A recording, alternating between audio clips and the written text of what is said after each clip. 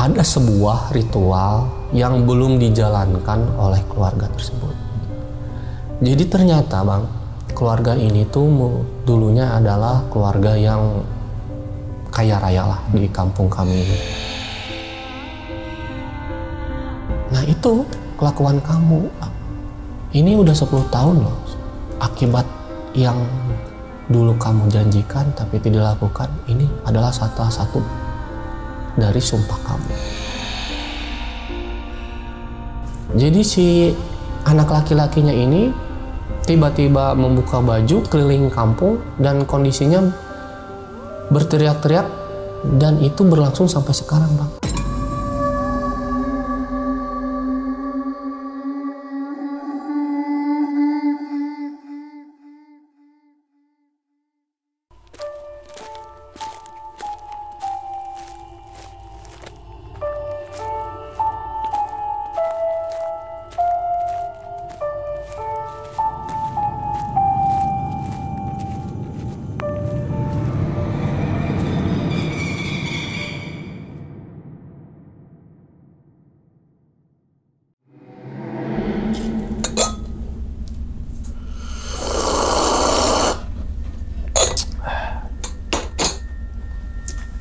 Assalamualaikum warahmatullahi wabarakatuh. Kembali lagi bersama gue Sumar Adi Wijaya atau biasa dipanggil Umang dalam segmen Ngopi Horor. Ya teman-teman semua, pada video kali ini atau pada kesempatan kali ini lagi gue tidak akan membawakan sebuah cerita dan namun menghadirkan narasumber yang tentunya mempunyai pengalaman mistis ataupun pengalaman yang horornya nih.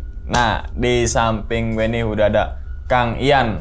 Waduh Kang, gimana nih kabarnya nih? Alhamdulillah sehat Bang. Sehat ya? Alhamdulillah. Salam untuk teman-teman dan juga keluarga di rumah nih, Kang Ian nih.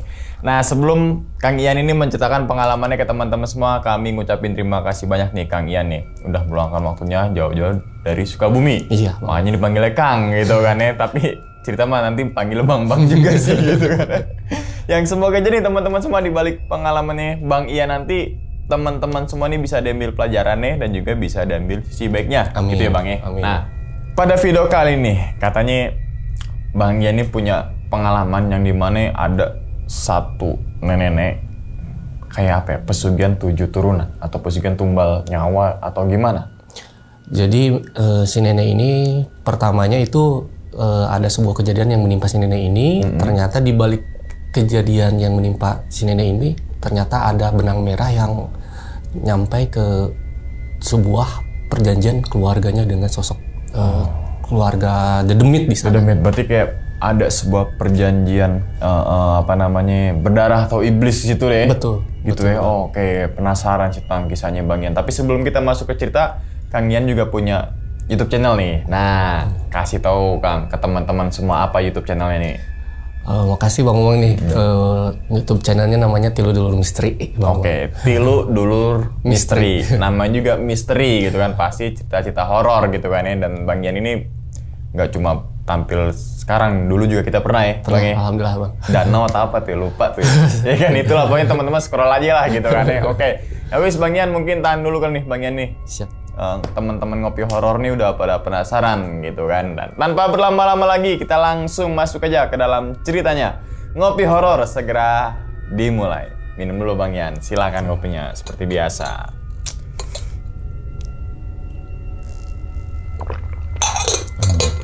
Alhamdulillah. Udah siap nih Bang Ian buat cerita nih? Siap Bang. Oke, langsung aja kita sikat.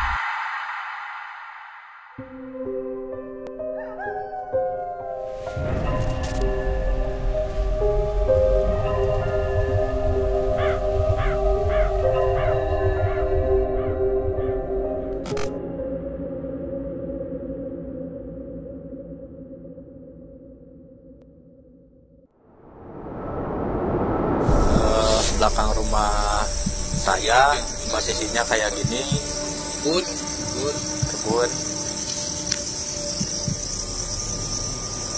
dan di sini ada saung juga kan, waktu itu pernah bikin.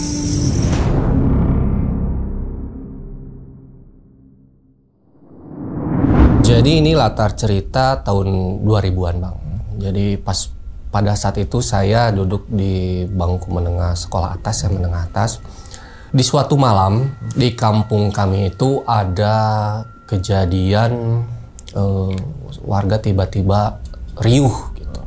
Sampai di sana kepala RT ya, ketua RT memanggil sesepuh-sesepuh, termasuk di sana ada orang tua saya.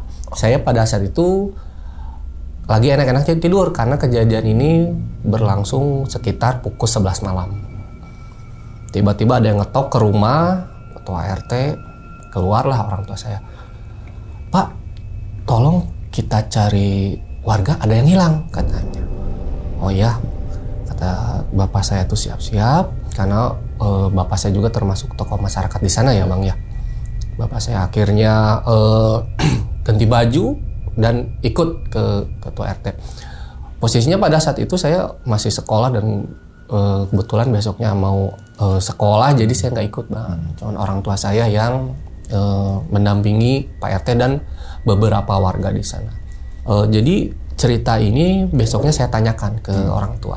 Kata si bapak, jadi pada pukul 11 malam ini ada warga yang hilang, yaitu seorang nenek. Kita kasih nama Mairoh lah, ini nama samaran ya bang ya. Mairoh ini sebelumnya menderita sebuah penyakit kejiwaan. Jadi karena beliau ini memang udah dikenal warga mengalami penderita kejiwaan, akhirnya dan setelah ditelusuri oleh warga itu sebelum kejadian pukul 11 malam itu memang si almarhum ini ada di lokasi rumah gitu. Jadi kemungkinan hilangnya ini nggak bakal jauh-jauh ya hilangnya. Dan pada saat itu ketua RT ini karena ini menyangkut hilangnya seorang warga juga sudah memanggil Babin Kamtibmas ya dan aparatur yang ada yang di setempat gitu.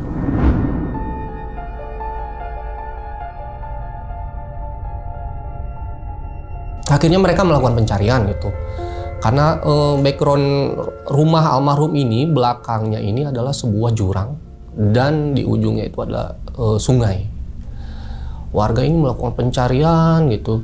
Setelah kesana kemari, mereka akhirnya mencurigai hilangnya beliau ini ke arah sungai tersebut. Setelah dilakukan pencarian selama 4 jam, di pukul 4:30 pagi gitu ya, mau subuh gitu, si almarhum ini diketemukan di bawah sungai.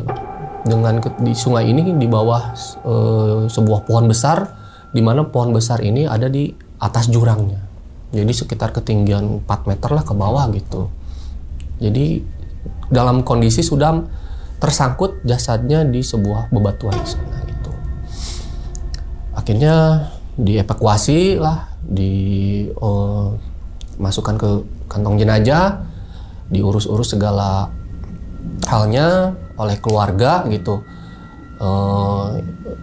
Ditanya saksi-saksi ya pada akhirnya menyimpulkan kejadian hilangnya ini memang murni ya karena penyakit bawaannya tadi mungkin ya. Nah, itu setelah ada kesimpulan dari pihak kepolisian seperti itu dan keluarga pun pada saat itu tidak membawa ke ranah yang lebih lanjut lagi, akhirnya ya dianggap untuk permasalahannya selesai. Dan dari kewajiban selaku masyarakat ya itulah menguburkan ya bang. Jadi setelah proses penguburan selesai, biasa di kampung kami ada setelah proses penguburan tuh ada namanya tahlilan ya bang ya. Di malam harinya ketika hari pertama tahlilan, biasa tahlilan di sana dilakukan setelah ba'da isya. Jadi rumahnya si almarhum ini di background tahun 2000 ini hanya ada 4 rumah bang. Rumah almarhum, rumah anak-anaknya, dan rumah saudara-saudaranya 4 orang ini. Jadi setelah tahlilan ini, pada pukul 1 malam, di rumah yang keempat dari rumah almarhum itu tinggal sebuah keluarga. Ini masih ada sangkut paut saudara dengan almarhum tersebut. Rumah ini tuh ditinggali oleh 3 orang bang. Yang pertama seorang nenek, yang kedua adalah cucu-cucunya karena kedua orang tua mereka pada saat itu sedang bekerja di luar kota gitu. Jadi si cucunya ini pada saat pukul 1 malam ini terbangun karena mendengar sebuah ketukan dari pintu belakang di rumahnya. Karena rumahnya ini rumah Sunda desain lama. Jadi dari arah depan ke belakang tuh rata-rata si kamar tuh ada di belakang rumah. Di mana dekat pintu itu berdekatan kamar neneknya dengan kamar si cucunya itu. Cucunya ini adalah teman saya, Bang. Pada saat itu yang mendengar pertama kali ketukan dari arah sumber suara itu adalah teman saya itu. Dia pada saat itu usianya sama, masih sekolah menengah atas. Dia dengerin tuh ketukan beberapa kali, ketukan tok tok tok tok tok tok. Cuman pada saat itu karena dia juga merasa tidak berani keluar dan dia perhatikan terus gitu, ternyata nggak berhenti nih si ketukan. Akhirnya setelah 10 menit itu ketukan di pintu belakang terus berlanjut, mau tak mau kan dia juga udah sulit untuk lanjut tidur. Akhirnya dia mengetuk kamar neneknya yang berada di berdekatan dengan kamar si teman saya itu. Si neneknya ini dibangunkan lah, "Mak, ini ada yang ngetok pintu di belakang dari tadi." Diperhatikan, didengar lagi. Ternyata si neneknya juga jelas mendengarkan ketukan itu, didengarkan. Ayah, ayo atuh kita ke sumber suara di pintu belakang. Mereka berdua akhirnya jalanlah ke pintu belakang tersebut gitu. Karena si neneknya ini di kampung saya itu ya termasuk sesepuh yang udah banyak juga ceritanya bisa ngobatin lah gitu si nenek ini. Jadi si neneknya udah nggak aneh lah terhadap hal-hal yang kayak gitu ya, Bang. Dibukalah pintu. Pas dibuka pintu, Bang, si neneknya itu langsung astagfirullah dan baca ayat kursi, Bang. Si teman saya itu cuman berada di balik neneknya sambil ngintip gini, nggak berani dia gitu. Jadi ketika si nenek ngucapin astagfirullah terus baca Allahu la ilaha illallah wal qayyum, kaget gitu si teman saya ini langsung meluk si nenek gitu. Tapi nggak berani natap itu gitu. Si nenek itu pengakuan neneknya itu ke teman saya bilang gitu ke cucunya itu. Jadi yang ada di depannya ini adalah sosok yang memakai baju daster batik gitu dan wajahnya itu berlumuran darah, berambut panjang dan menampakkan sosok nenek yang udah dikenal lama gitu. Ternyata adalah sosok yang menyerupai almarhum yang kemarin besoknya itu ditemukan meninggal di jurang itu gitu. Ditanyalah sama si nenek itu, mau ngapain ke sini? Alam kamu bukan di sini. Mau ngapain ke keluarga saya? Ada apa gitu? Si sosok ini cuman bilang, kadiekeun barang urang, kadiekeun barang urang. Kalau bahasa Indonesia bilang begitu, balikin barang saya, balikin barang saya. Ini barang apa? Kan istilahnya keluarga kami tidak meminta apapun dari keluarga almarhum gitu. Cuman dia bilang itu aja gitu. Balikin barang saya, balikin barang saya. Sampai neneknya ini, ya nanti besok kita balikin apa yang dipinta oleh kamu. Cuman kamu udah beda alam, sekarang pulang lagi. Kembali lagi ke alam kamu. Setelah dibacakan ayat kursi lebih lanjut lagi, pengakuan si nenek, si wujud itu langsung hilang gitu. Ditutuplah. Akhirnya mereka dengan nenek dan cucu ini dengan masih merinding itu berbicara di kamar. Terus ditanyalah kenapa sama si cucunya ke neneknya itu, ada apa nek sampai seperti ini. Pengakuan neneknya dipikir-pikir dulu, apa tadi kejadian siang sampai kedatangan sosok almarhum ya datang. Ternyata tanpa sepengetahuan cucunya ini, neneknya ini menerima sebuah kasur, Bang. kasur yang diberikan oleh pihak keluarga. Jadi setelah kejadian ini si pihak keluarga ini langsung membagi-bagikan barang-barang beliau, termasuk baju, termasuk kasur gitu. Kebetulan keluarganya teman saya ini menerima kasur yang didapat oleh pemberian keluarganya. Tapi si cucunya ini nggak tahu, pantasan si cucunya ini tidur merasa nyaman karena ternyata si kasurnya itu berada di bawah tumpukan kasur yang selama ini dia tiduri gitu.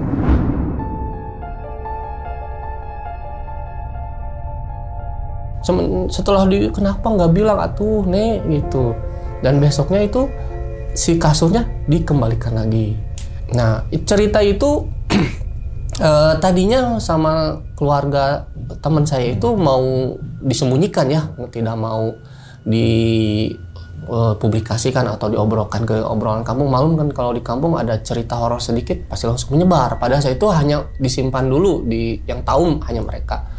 Namun di hari kedua ada kejadian lain, Bang. Jadi ternyata setelah tahlilan hari kedua, kejadian yang sifatnya teror sosok ini menimpa warga lainnya, Bang. Jadi ada sebuah di sana tuh sering ada ladang itu masih apalagi yang mau panen itu masih dijaga, Bang. Sampai malam tuh masih dijaga oleh warga yang mungkin bisa pegawainya yang dibayar ataupun memang keluarganya. Kebetulan si kebun itu memang mau panen gitu. Jadi si penjaga kebun ini memang terbiasa bergadang sampai pukul larut malam ya. Kejadian itu dia menimpa pengakuan si penjaga kebun itu, dia pada saat itu pada pukul 1:30 malam itu setelah dia menghabiskan sebatang rokok dan ngopi di sebuah balai ya di kebun, tiba-tiba di pengakuan dia di kebunnya itu ada muncul nenek-nenek dari ujung sebuah lorong dekat dengan pohon ini yang menjadi, kebetulan kebunnya ini merupakan pohon yang berdekatan dengan kebun ini yang menjadi tempat si nenek ini loncat, Bang. Jadi si penjaga ini merasa aneh, 1:30 malam ada seorang nenek-nenek di pinggir kali di ujung sebuah kebunnya itu. Ngapain nenek-nenek ada di sana pada saat itu? Disamperin lah sama si penjaga kebun itu. Ketika disamperin ini dalam posisi membelakangi situ penjaga kebun, ditanyalah. Karena pada saat itu dia tidak melihat bahwa ini usia muda apa tua, jadi ditanya. Tapi sudah kelihatan bahwa ini adalah seorang perempuan. Ditanyalah, lagi ngapain Bu? Ini nggak menjawab. Lagi ngapain di sini? Ini kan udah malam. Lagi ngapain? Jadi takutnya orang penjaga kebun ini takut ada orang yang bunuh diri lagi, Bang, ke sungai itu, karena sebelumnya kejadiannya dekat dengan pohon yang menjadi titik loncatnya si nenek itu. Setelah 3 kali ditanya nggak menjawab, akhirnya si penjaga kebun ini berani untuk mendekati si sosok dan dicolek lah gitu. Pas dilihat ternyata dengan wujud yang sama yang dilihat oleh kejadian yang keluarga sekitar, si nenek yang almarhum yang menjadi korban hari-hari sebelumnya. Si tukang kebun ini tanpa berlama-lama dia langsung lari kocar-kacir datang ke kebetulan warga yang pada saat itu masih ronda gitu. Akhirnya mau tak mau si petugas ronda pada saat itu mengikuti aduan yang dibilang oleh si penjaga kebun gitu. Carilah ke titik lokasi. Namun pada saat itu setelah dicek si sosok yang diceritakan oleh tukang kebun nggak ada, Bang gitu. Cuman cerita ini di hari kedua karena sudah melibatkan warga ronda, akhirnya rame, akhirnya buka suara lah keluarga yang didatangi pada saat hari pertama teror, Bang. Nah, pada saat itu teman saya ini akhirnya istilahnya curhat ke saya. Jadi seakan-akan cerita dari keluarga dia tuh dibuat-buat oleh pihak keluarga almarhum. Akhirnya sempet tuh rame karena ya disangkanya kalau menurut keluarga almarhum ini menjadi fitnah ya gini, menjadi sebuah mencoreng nama baik keluarga, padahal kan istilahnya jangan dihubung-hubungkan dengan permasalahan mereka. Cuman dengan kejadian yang menimpa dari 2 orang saksi warga di sana itu akhirnya menjadi sebuah di omongan warga sekitar. Terlebih di hari ketiga di keluarga tersebut keluarga teman saya ini itu pada suatu sore Bang ya, dengan kondisi berita yang udah ramai itu di warga, di suatu sore ini ada anggota keluarga yang merasa pada saat itu tuh si kondisi rumah tidak nyaman gitu. Dia tuh merasa diteror oleh sebuah bisikan-bisikan. Pada akhirnya tuh dia berinisiatif memakai HP jadul Bang ya. Dia di teras rumah itu dengan sengaja merekam ke bagian teras gitu. Ternyata dugaan dia benar Bang. Itu si video yang merekam di teras itu tertangkap sebuah sosok Bang. Itu pada saat maghrib setelah kejadian dari seminggu setelah kematian keluarga nenek tersebut Bang.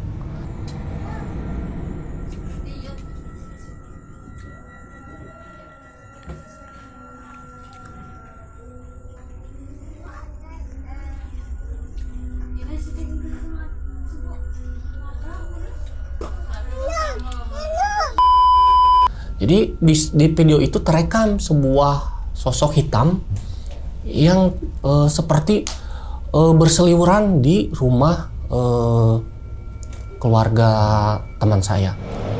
Jadi kan di rumah dekat dengan almarhum ini ada rumah kedua dan ketiga ya Bang ya. Di rumah yang ketiga ini mereka sekeluarga ini hanya berempat. Ada anak yang berusia SMP. Di keluarga tersebut pada malam seminggu setelah kejadian itu disuruh untuk membeli peralatan masak gitu, karena pada saat itu keluarga ini mau masak malam hari gitu. Karena jaraknya antara rumah ketiga ini dengan warung itu melewati sebuah kebun, dan kebun ini merupakan masih asetnya keluarga nenek yang meninggal terjun ke sungai gitu.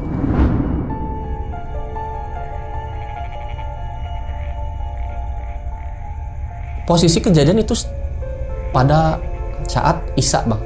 Jadi si anak ini disuruh oleh orang tuanya bersama dengan temannya. Ketika melewati perkebunan itu, karena posisi si anak ini ada di depan, temannya di belakang, si temannya yang di belakang ini ketika mengantar pulang dari warung itu melihat sosok yang berada di belakang si anak yang pertama jalan. Jadi terlihat oleh si teman yang di belakang itu teriak ke temannya ini. Nama temannya ini kita samarkan Rijal lah. Jal, itu di belakang kamu ada sosok gitu. Si Rijal kan kaget ketika diteriakin seperti itu. Pas ngelihat ke belakang, tapi nggak ada sosok. Jadi yang hanya melihat sosok itu hanya teman yang di belakang ini gitu. Terus mereka seolah-olah tidak menghiraukan gangguan tadi, jalan terus gitu karena kebunnya ini agak panjang Bang ya dari warung ke rumahnya dia. Di tengah-tengah kebun tersebut muncul lagi sosok itu ya. Dipanggil lagi itu si Rijal, itu sosoknya muncul lagi gitu. Dilihat lagi ke belakang nggak ada. Pas yang sosok ketiga ini muncul, tiba-tiba si sosok ini muncul di depan pandangan si Rijal Bang. Si Rijal ini pada saat itu langsung pingsan dan si temannya ini langsung memanggil orang tuanya. Orang tuanya histeris karena si anaknya ini langsung pingsan dan tidak bisa digerakkan tubuhnya Bang. Jadi meminta warga ya pada saat itu dipanggillah orang pintar karena si anak ini dia berdiam tapi seolah-olah matanya itu menatap ke atas terus gitu, jadi tidak bisa ditanya. Si Rijal ini dibawa ke rumah gitu dalam kondisi tidak sadarkan diri, sama orang pintar diobatin, berusaha dibaca-baca, ternyata di situ ada interaksi. Jadi si Rijal ini mengalami kerasukan tapi menyerupai tiba-tiba suaranya seperti seorang nenek gitu. Dan pada saat kerasukan ini dia bilang seperti apa yang kejadian yang menimpa keluarga yang sebelumnya. Jadi dia bilang balikin barang saya. Jadi semenjak kejadian itu pada akhirnya si keluarga tersebut juga ternyata menerima gitu pemberian dari keluarga almarhum yang memang membagi-bagikan pakaian pribadi dan kasur dan lainnya yang bersifat yang memang bisa dimanfaatkan oleh warga, dan ibunya ini yang menerima. Ternyata semenjak kejadian itu akhirnya pada saat besoknya itu semua dikembalikan lagi, Bang.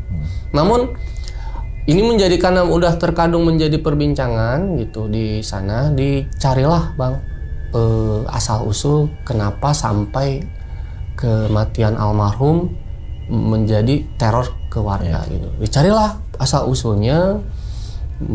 Keluarga besar itu berembuk berserta dari sesepuh warga, ditanya ini, mohon maaf sebelumnya, kata Pak RT itu, bukannya kita mau membuka aib lama ataupun mengorek permasalahan di keluarga, cuman karena ini menjadi sebuah keresahan di kampung, ke keluarga besar pengen diceritain gitu. Karena di kampung itu juga sudah ada desas-desus di orang tua yang dulu yang masih hidup, sudah ada desas-desus bahwa keluarga ini ada sangkut paut dengan bedemit di sana. Jadi udah ada desas-desus dari sesepuh yang di sana. Tapi karena Pak RT ini pengennya istilahnya mendengar langsung dari keluarga besar gitu, akhirnya lebih enaknya diobrolkan. Nah, diobrolkan ini pada akhirnya jadi si nenek almarhum yang mengalami atau loncat tadi ke jurang ini adalah anak kedua, Bang. Jadi mereka itu mempunyai sekitar 7 saudara lah. Si nenek ini anak kedua, yang pertama laki-laki, yang ketiga perempuan, dan sisanya perempuan gitu. Jadi ternyata itu dari ketujuh keluarga tersebut, anggota tersebut yang mengalami gangguan seperti si nenek itu ada 3 orang lagi. Gangguannya seperti apa? Jadi mereka memiliki gangguan kejiwaan, tapi sifatnya temporer. Di antara keluarga yang tadi, yang paling parah ini yang memang yang menimpa oleh nenek yang tadi terjun. Tapi ada 3 orang lagi yang tidak sampai kejadiannya fatal seperti si nenek tadi. Tapi sudah memang menjadi bahan omongan oleh warga-warga karena letak mereka tinggal berbeda kampung, Bang. Tapi di kampung yang lain juga memang sudah ada keluhan bahwa saudaranya si nenek ini juga mempunyai riwayat gangguan kejiwaan yang tiba-tiba dia tuh telanjang bulat lari ke kampung-kampung berteriak-teriak, tapi pada momen-momen tertentu saja, Bang, gitu.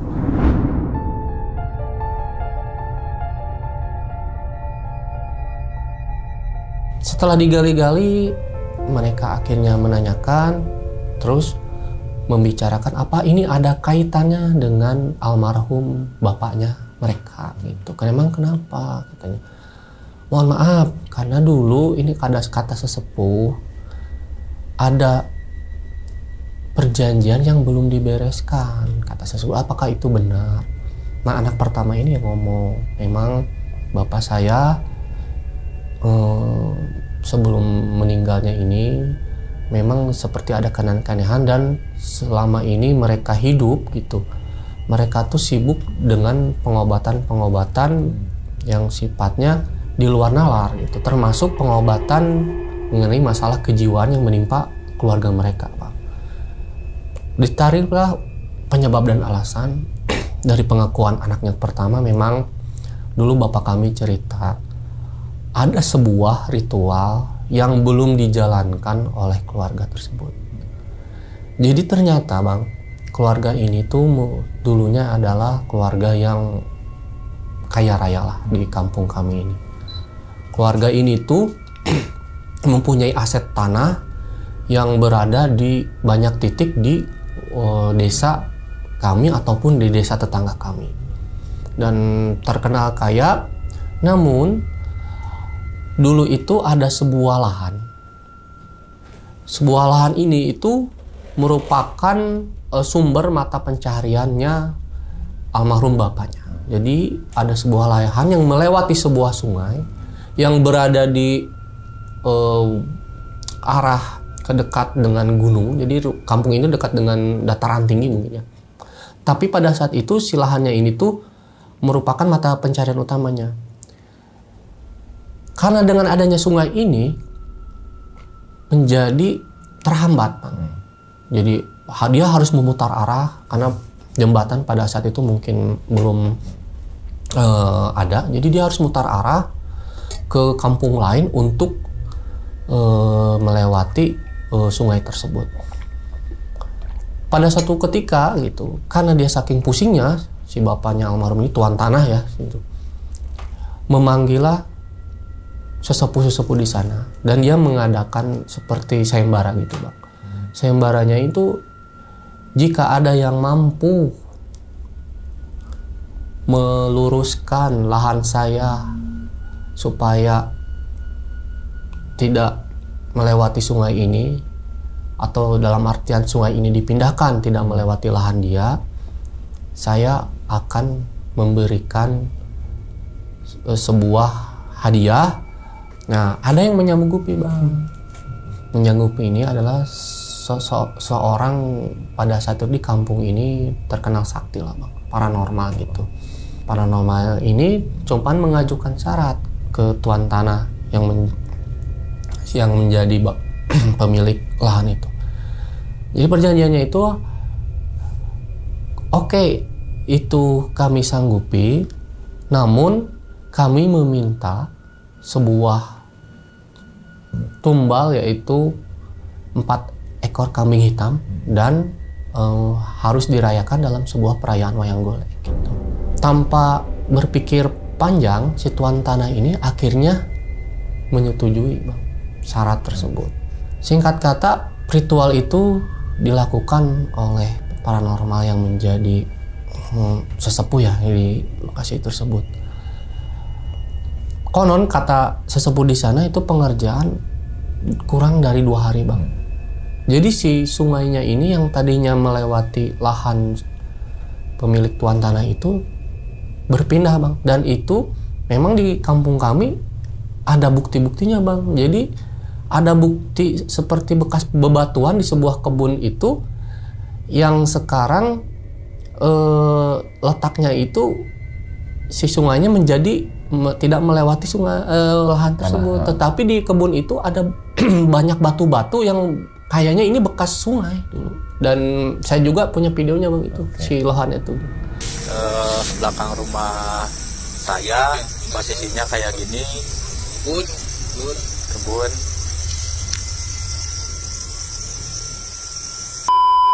Konon setelah 2 hari ini terlaksana, namun ternyata si tuan tanah itu ingkar Bang.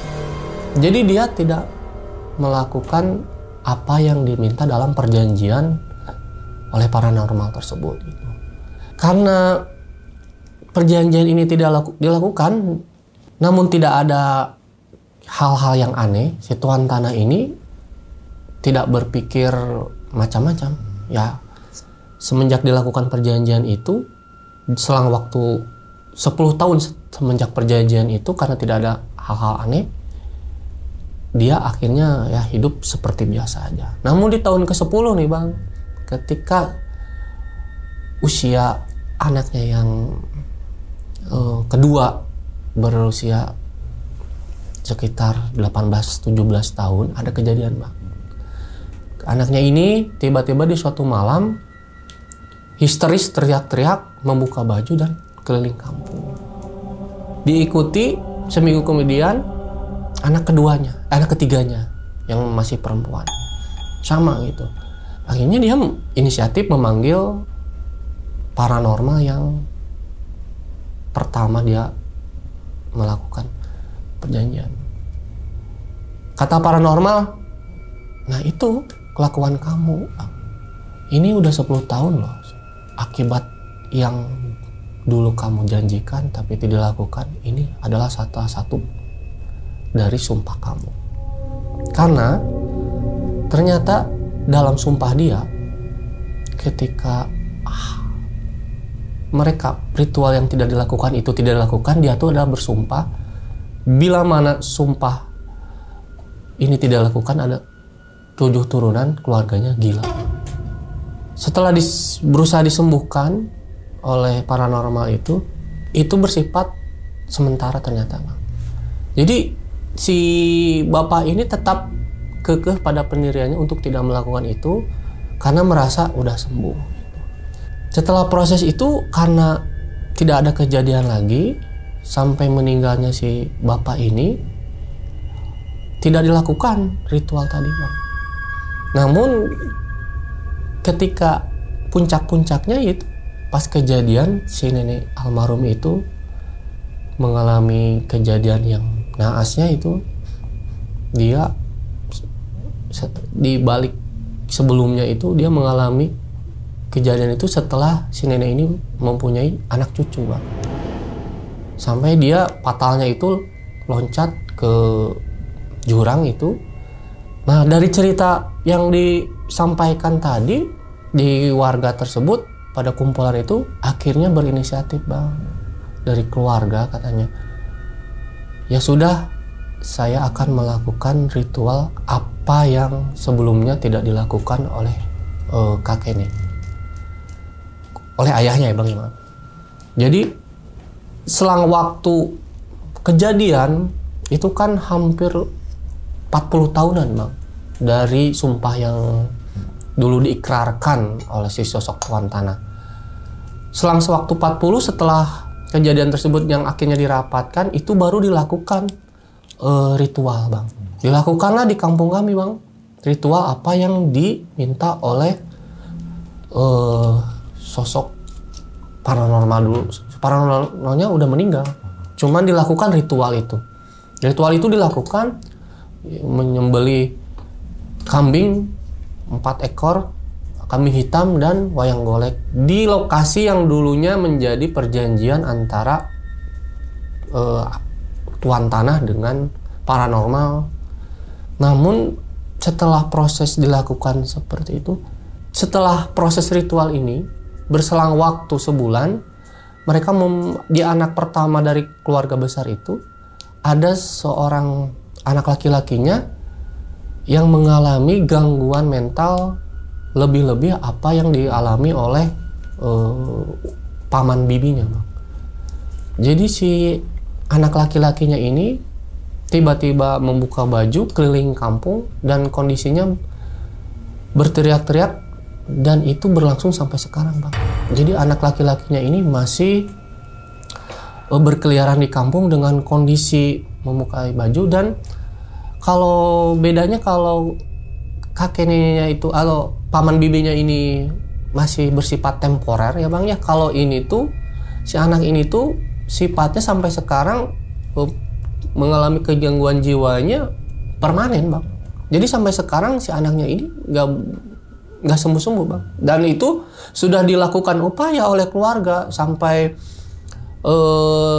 mendatangi keturunan paranormal yang dulu melakukan perjanjian, membantu perjanjian antara tuan tanah dengan makhluk itu gitu. Sampai menemui ustadz-ustadz, sampai mendatangi orang-orang pintar di daerah kami gitu. Namun tidak mengalami perubahan apa-apa terhadap si sosok ini, Bang. Gitu. Jadi sampai sekarang keluarganya yang berarti dia tuh generasi ketiganya, Bang, masih berkeliaran di kampung kami dengan kondisi telanjang, berteriak-teriak, sampai menjadi sebuah buah bibir ya di kampung kami. Karena selain cerita dari keluarganya yang mengalami banyak gangguan jiwa, warga juga ini tuh mengalami sebuah teror mengenai yang bersangkut paut dengan properti aset-aset tanah yang dimiliki oleh tuan tanah ini. Jadi tuan tanah ini memiliki aset-aset yang dimiliki puluhan tahun sampai sekarang, Bang. Aset-asetnya ini masih berbentuk kebun ataupun sawah yang walaupun posisinya strategis itu sampai sekarang itu, walaupun ada yang menawar untuk dijadikan perumahan, itu tidak dijual, Bang. Walaupun mereka tuh sekarang kondisinya hidup ya biasa saja gitu, Bang, ya. Walaupun mempunyai aset yang banyak, kehidupan mereka biasa-biasa saja gitu di kampung tuh.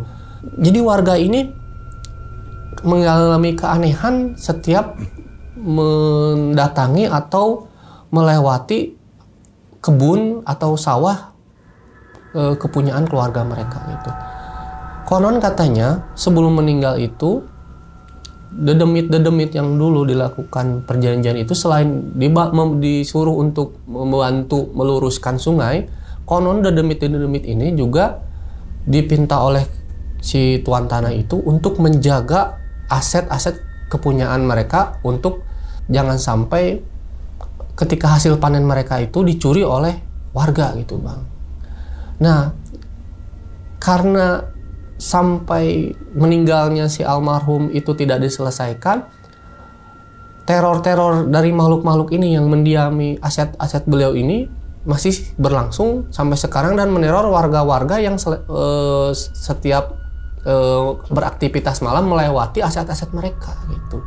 Jadi kesannya warga ini menjadi stigmanya semakin negatif terhadap keluarga tersebut. Pertama,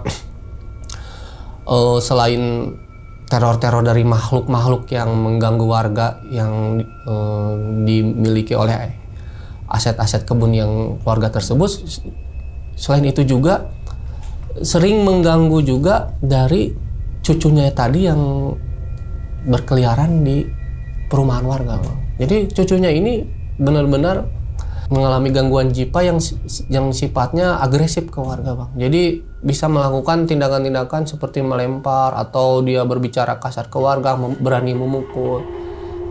Jadi di warga ini tuh menjadi buah bibir yang sampai sekarang pada akhirnya jadi apa ya? Ingin membantu dengan cara-cara mereka untuk membereskan masalah mereka, cuman ada segan juga karena mereka sifatnya juga tertutup, Bang. Jadi dari kejadian itu, karena saya berteman baik dengan salah satu keluarganya, Bang, ya, teman saya ini ya sering curhat, Bang, karena dia merasa terpojok oleh berita yang berada di warga mengenai keluarganya ini.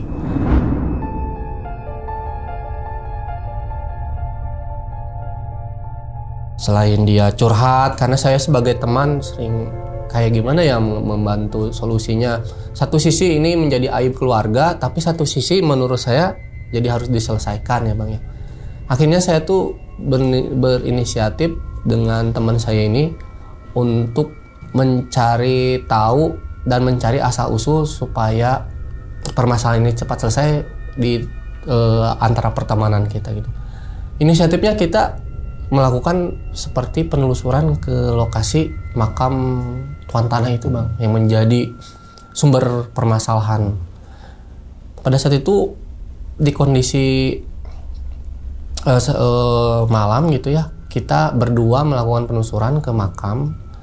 Karena jujur, Bang, si makam ini pun oleh keluarga pun tidak disebarluaskan. Jadi keberadaannya pun ketika meninggal itu tidak ramai dibicarakan di kampung, seperti disembunyikan gitu dari pertama proses meninggalnya si tuan tanah ini sampai dimakamkan.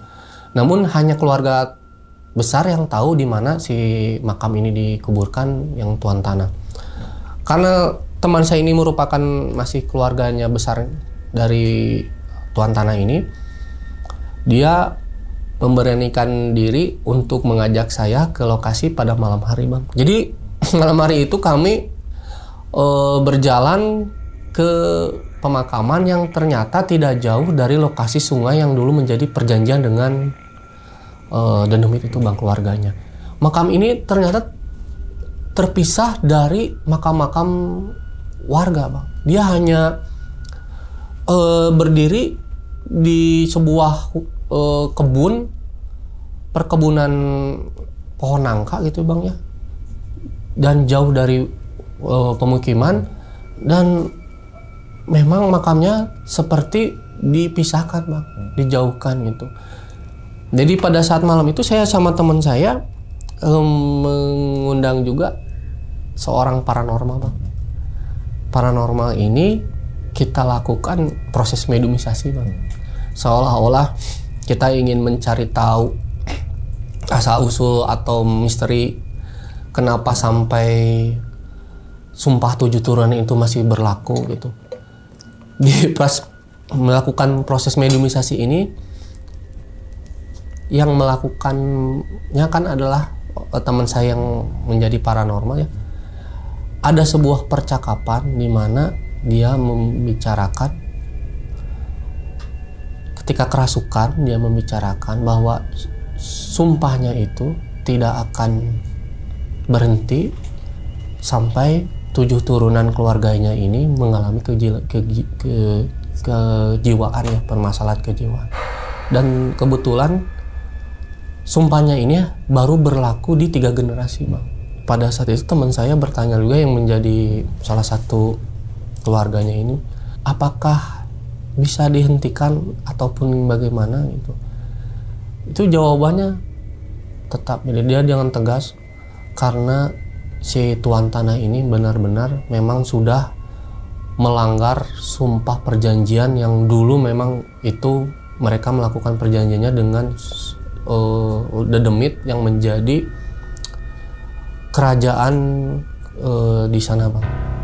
Jadi sangat mendarah daging, dan seperti si tuan tanah ini menantang lah Bang.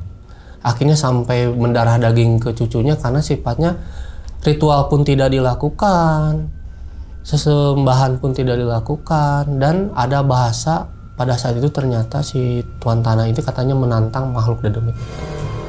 Itu wallahu alam ya, kesimpulan yang kita dapatkan pada saat penelusuran malam hari itu Bang. Itu dari sosok teman saya yang mengalami kerasukan dari Dedemit di sana Bang gitu. Jadi dari saat itu kita pulang ke rumah, dan sama teman saya ini ngobrol dari kesimpulan tadi, seperti akhirnya menyerah Bang gitu.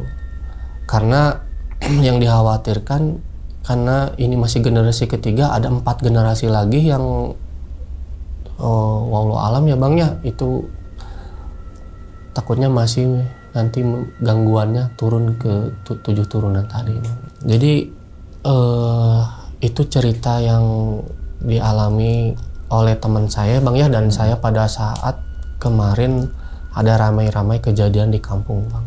Oke, diminum dulu silakan Bang Yan kopinya nih.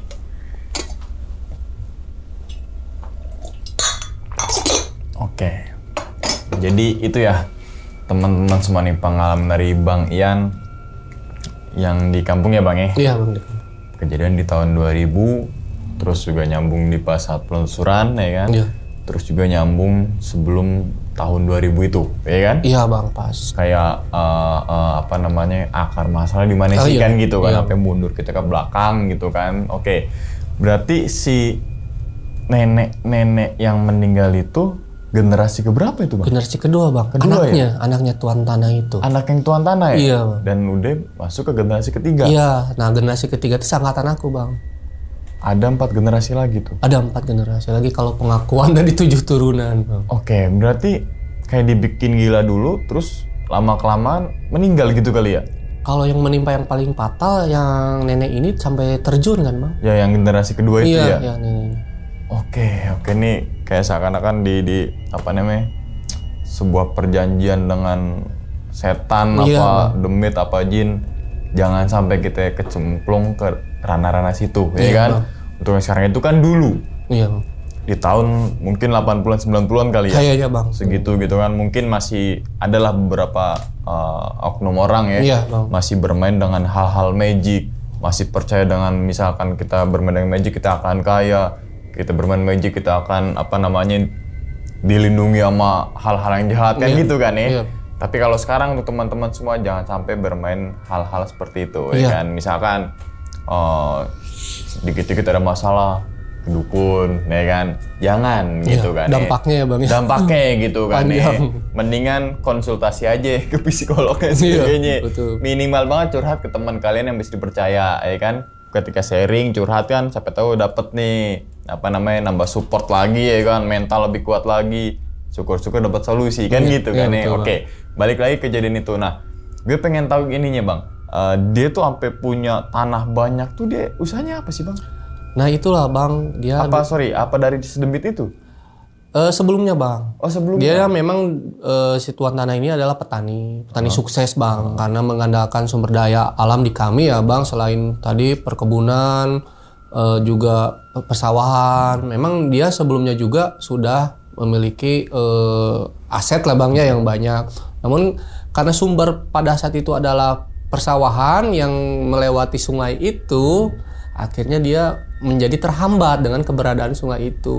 Hanya dibelokin sungainya. Iya, dan itu ada buktinya Bang. Dulu tuh di sawah yang menjadi aset dia sampai sekarang, sampai keluarganya, itu ada batu-batuan Bang. Kayak dulu tuh sungai. Iya, yang sungai dulu. Oke, berarti kayak si tuan tanah ini bikin sebuah perjanjian gitu kan, supaya mungkin areanya lebih gampang, nggak ada sungai gitu kan ya, biar lebih panen lebih banyak lagi, mungkin lebih mudah lagi gitu kan ya. Transportasinya Bang. Transportasinya biar dulu kan mungkin belum ada jembatan gitu kan ya, makanya dia muter dulu biar nggak muter nih gitu kan ya. Berarti kayak seakan-akan Tangkuban perahu Bang. Iya, kayak gitu ya. Kita minta sama demit untuk biar dipermudah. Iya. Terus ketika dipermudah, penghasilan itu lebih banyak. Iya Bang. Gitu kan ya? Betul. Penghasilan lebih banyak dan lain sebagainya. Lama-lama sukses. Betul. Berarti kayak nyempil-nyempil karena pesugihan ya? Betul Bang.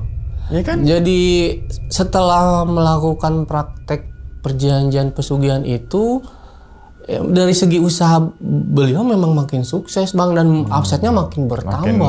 Makin bertambah, dan sekarang tuh mungkin yang anehnya buat saya pribadi nih, keluarga asetnya banyak Bang. Tapi sampai sekarang nggak Bang? Aset itu masih ada? Masih ada, nggak dijualin Bang. Apalagi yang tadi Abang bilang lokasi itu strategis tuh ya? Strategis Bang, pinggirnya perumahan. Wah, kalau misalkan ini mah dijual bisa. Dijual. MM-an itu. Ya, mohon maaf ya Bang, maksudnya saya melihat keluarganya ini kan berarti sekarang tuh hanya mengandalkan hasil bumi lah hasil ya? bumi. Cuman tidak sepintar tuan tanah ini dalam mengolahnya gitu.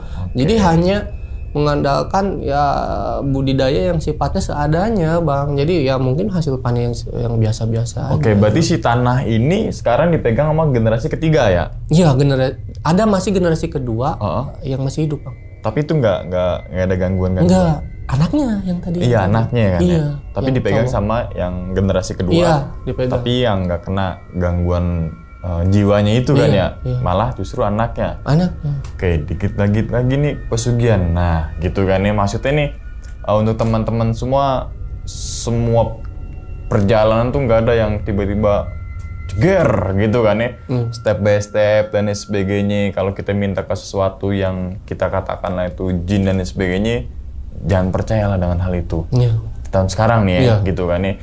Kalau mau berhasil sukses dan sebagainya, ya udah kita fight aja gitu kan, fight dalam artian jalanin ya kan, apapun itu resikonya ya kan, daripada misalkan di tahun sekarang pesugihan ada, ya kali nyawa mau bayarin nyawa kan gitu ya kan. Mendingan bayarin endorse ya kan. Berapa 5.000 nih IG ya, di YouTube ya, di ini ya kan, daripada nyawa. Kita mungkin sekarang nih bergelimpangan dengan harta ya kan, 10 tahun kemudian kan itu jaraknya sampai lama tuh. Lama Bang. Ya kan, baru ngerasain dampaknya. Kan gitu kan. Anak cucunya ya Bang sekarang. Anak cucunya. Ente nggak ngerasain. Anak cucunya. Nah, takutnya kan begitu gitu kan. Pokoknya intinya kalau kita melakukan perjanjian ke jin dan sebagainya, itu nggak baik lah. Itu aja kan? Garis besarnya gitu kan nih. Oke. Nah, terus kemudian Abang pernah ketemu sama sosok nenek-nenek itu gak? Nah, itu kan pas teman saya curhat ya, karena kejadiannya itu udah rame, curhat ke saya. Dan akhirnya kita inisiatif penelusuran, kita tuh menelusuri tidak hanya makam tuan tanah itu, Bang, tapi tempat lokasi kejadian si nenek terjun, Bang. Ke Sungai yang di bawah pohon itu, Bang. Oh sorry, sungainya deket sama tanah dia nggak? Agak berjauhan, cuman satu aliran sungai, Bang. Oh. Satu aliran sungai. Jadi yang tempat melakukan perjanjiannya ada di hulu, yang dia bunuh dirinya, yang dia terjunnya ada di hilir, Bang. Oh. Tapi masih satu aliran sungai dan masih sepanjang kebunnya punya dia, Bang. Oh, oke, yang tadi ketemu nenek-nenek itu ke, Bang? Itu pas penelusuran, jadi kita satu momen sama paranormal yang kita hadirkan, Bang. Jadi kita melakukan explore mediumisasi di tempat lokasi makam tuan tanah dan di tempat lokasi tempat bunuh diri. Nah, si nenek-nenek ini merasuk, Bang, ke dalam teman saya ini. Itu, Bang. Jadi kita dapat informasinya dari sosok yang merasuki ke teman saya ini, Bang. Tapi kalau secara kelihatan mata belum pernah ya? Belum pernah. Jadi si nenek-nenek ini terornya selesai di seminggu setelah kematian. Oke, sampai akhirnya setelah barang-barangnya dibalikin. Iya. Berarti bisa dibilang barang-barang itu hasil pesugihan juga tuh yang kasih tuh ya? Kemungkinan, Bang. Kan kita bermain ini aja gitu kan, dari mana? Dari yang tadi dipermudah usahanya kan? Iya.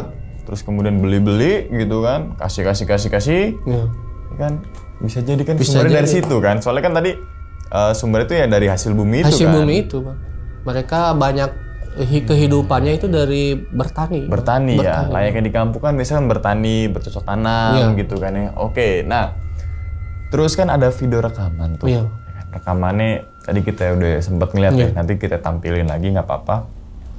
Kayak ada pertama tuh bayangan lewat ya deket kamera, terus kemudian di semak-semak tadinya nggak ada, wujud hitam pekat terus hilang. Itu dipercaya itu merupakan wujud dari si nenek ini. Jadi lebih ke dedemit-dedemitnya piaraan tuan tanah, Bang. Karena jadi kayak aset-aset itu kan si keluarga itu hidup di asetnya tuan tanah. Jadi selain dedemit ini ditugaskan untuk meluruskan sungai, dedemit ini ditugaskan untuk menjaga aset-aset mereka, Bang. Tapi ternyata berdampak negatif ke keturunannya, Bang. Selain tadi bersifat secara mempengaruhi mental psikologis menjadi kejiwaan, dia juga sering meneror keluarga cucu-cucunya, Bang. Malah bersifatnya mengganggu. Selain penampakan tadi itu ada yang sifatnya keluhan-keluhan dari teman saya ini, diganggu suara lah, diganggu malam itu ada yang ketok-ketok, Bang. Ada yang suara melempar. Teror lah ya. Teror, Bang, Mas. Satu kampung tuh geger tuh. Hanya keluarga itu, Bang. Hanya keluarga itu. Oke, nah kan ada perjanjian tuan tanah sama si paranormal. Iya. Otomatis paranormal ini kayak sebuah jembatannya. Ya kan, jembatan antara tuan tanah sama si demite lah gitu kan ya. Nah, kenapa tuan tanah itu nggak mau ngelakuin ritual itu, Bang? Sempet dengar kabar itu nggak? Karena kalau saya dengar dari teman saya, kenapa tidak melakukan perjanjian itu, karena merasa biaya yang dikeluarkan untuk membeli 4 ekor kambing hitam sama wayang golek di saat ritual itu dilakukan, itu beliau lagi mengalami kesulitan keuangan. Jadi dia nanjak laginya setelah malah ritual proses perjanjian itu dilakukan, malah nanjak lagi tapi ritualnya nggak dilakukan, Bang. Nah biasanya kan begini juga nih. Ini di kehidupan manusia kayak hampir sama juga tuh, ketika kita mengalami sebuah kesusahan, kita bantu ke teman, kita udah dibantu sama teman, ketika udah meroket, kita lupa itu. Ya, mungkin sifat dasar manusia itu kayak gitu. Hampir sama maksudnya gitu loh, ya kan? Ketika itu minjem dong, ketika udah meroket, lo balikin dong. Kalau biasa sekarang tuh lo bayar utang nggak bisa, tapi di coffee shop bisa di IG gitu. Gitu, pokoknya intinya adalah ketika kita yang tadi kita ambil contoh, kan kita ambil baiknya boleh dong, gitu kan, dari kisah ini dong, gitu kan. Yang tadi ketika udah mungkin ketika ritual itu lagi kesulitan ekonomi, tapi kan malah meroket tuh. Malah meroket karena kan sungainya udah dibelokin. Iya, secara ininya ya gitu Bang. kan dibelokin. Berarti kan luas area tuh makin gampang, Iya. makin banyak gitu kan hasil buminya gitu kan yang lebih yang tadi akomodasi dan sebagainya. Terus kemudian dia lupa tuh bahwa saya misalkan dia ada duitnya, ritual itu mungkin bisa jadi nggak begitu kali ya? Iya Bang, jadi mungkin karena merasa tidak ada gangguan kan Bang, itu prosesnya 10 tahun baru ada gangguan. Oh udahlah gitu kan ya, baru ngerasainnya. Iya. Sekarang, walaupun di 10 tahun itu dia sempat ngobrol lagi ke paranormal dan paranormal itu menegur lagi Bang. Ngasih tahu lagi. Tapi tetap karena merasa anaknya sembuh disembuhin sama paranormal itu, padahal udah ngingetin tuh si paranormal ini udah ada gangguan nih. Oke, ambil baiknya itu berarti janji adalah hutang. Betul. Ya kan, ketika kita berjanji sama orang, misalkan gini, ya kita harus laksanakan janji itu kan gitu kan ya. Oke, ini terlepas dari ritualnya gitu kan ya. Oke, nah abang sempat tahu gak kira-kira nama pesugihannya apa sih? Kalau yang kan ada banyak yang sering banyak narasumber kan ada pesugihan kandang mubra, pesugihan pocong, pesugihan apa gitu. Abang dapat informasi itu gak? Kalau saya dapat info dari saudara saya dan pas pada saat melakukan explore ya Bang ya, jadi ya, dia tuh bekerja sama dengan siluman ular Bang. Jadi kenapa waktu itu ritualnya harus ada korban kambing karena untuk menjadi santapan siluman ular tersebut gitu Bang. Oke, sampai kalau namanya mah pesugihan nggak tahu ya. Emang cuma kita dukun kan gitu kan. Iya. Iya Bang. Oke, nah berarti yang sekarang kan generasi ketiga. Berarti bisa nggak kira-kira yang generasi ketiga ini sembuh? Dapat info itu nggak? Apa nggak tahu nih? Kalau dari pas penelusuran, kalau memang apa yang dikatakan yang menyerupai sosok Dedemit itu sih bilangnya sampai 7 turunan katanya sih Bang ya. Cuman kalau secara pengobatan yang dilakukan terhadap turunan terakhir nih, turunan ketiga yang kemarin mengalami kejiwaan ini sudah dilakukan pengobatan gini itu dia masih kejadiannya masih keliling kampung.